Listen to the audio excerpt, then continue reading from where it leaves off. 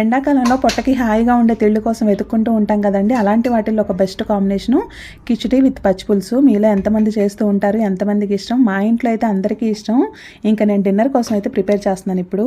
3 వంతుల బియ్యానికి 1 వంతు పెసరపప్పు చొప్పున తీసుకుని కడిగి నానబెట్టి పక్కన పెట్టాను. ఇంకా ఒక కుక్కర్లో కొంచెం నూనె, కొంచెం నెయ్యి వేసుకుని మసాలా దినుసులు అయితే వేసుకున్నాను. చాలా తక్కువలేండి. కొంచెం లవంగాలు, ఒక దాల్చిన చెక్క, ఒక బిర్యానీ ఆకు వేసి కొంచెం జీలకర్ర వేసి వేయించుకున్నాను. అవి వేగాక ఉల్లిపాయ పచ్చిమిర్చి వేసి వేయించుకున్నాక తర్వాత అల్లం వెల్లుల్లి పేస్ట్ వేసి వేయించాను. తర్వాత కావాల్సిన వెజిటబుల్స్ నేనైతే క్యారెట్, పొటాటో వేసాను. బీన్స్ కూడా వేసుకున్నా బాగుంటుంది.